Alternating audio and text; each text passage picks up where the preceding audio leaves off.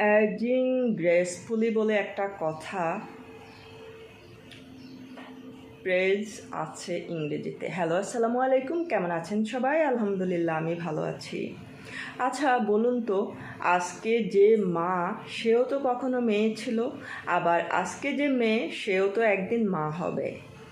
আমি একটা জিনিস বুঝি না, বাচ্চা বড় হয়েছে বলে মাকে কেন বৃদ্ধ মানুষের লুক নিতে হবে? মাকে কেন রঙহীন কাপড় পরতে হবে? মাকে কেন অনিচ্ছা সত্ত্বেও চেহারায় মুরব্বিয়ানা ভাব আনতে হবে? সন্তানদের সাথে যদি মায়েরাও রঙিন থাকে তাহলে কি সমস্যা? একদল উত্তর দিবে, মায়েদের রেসপেক্ট আছে না, মায়েদের সব কিছু মানায় না, মহা মুসিবত। এই যে সংসারের জন্য সন্তানদের জন্য এত বড় স্যাক্রিফাইস একজন মা করলো, তাতেও পোষাচ্ছে না। রেসপেক্ট পাওয়ার জন্য মুরব্বিয়ানা চেহারা বানাতে হবে? ইয়ং সাজলে কি সম্মান পাবে না? সাজগোজ বন্ধ করতে হবে? ফিকে কাপড় পরতে হবে? কিশোরীর মতো উচ্ছ্বাস দেখতে ইচ্ছা হলে, যুবতীর মতো সাজতে ইচ্ছা হলে, প্রাণ খুলে হাসতে ইচ্ছা হলেও শুধু মা বলে চুপ থাকতে হবে?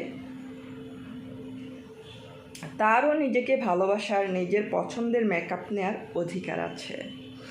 এজিং গ্রেসফুল বলে একটা ফ্রেজ আছে ইংরেজিতে, যার অর্থ হলো সুন্দরভাবে বয়সকে বরণ করা।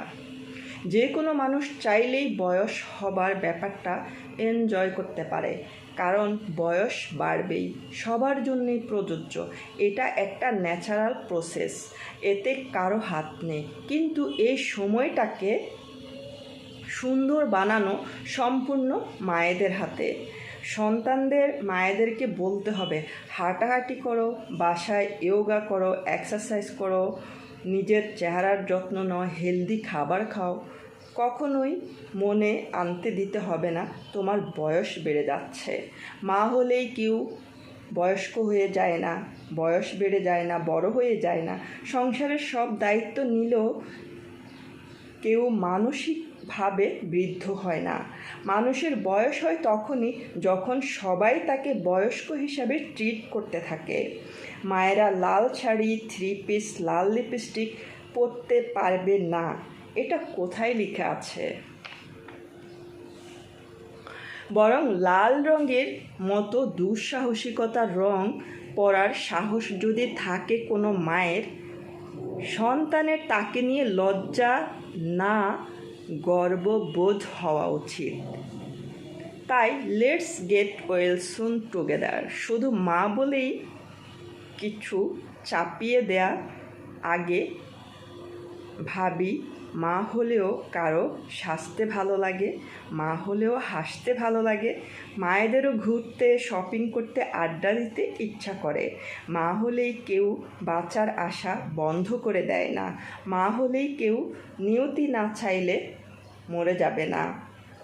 আসুন মনটাকে পরিশুদ্ধ করি, মনটাকে বড় করি, সুন্দর করি, বাইরের সৌন্দর্যের থেকে ভিতরের সৌন্দর্যকে বৃদ্ধি করি।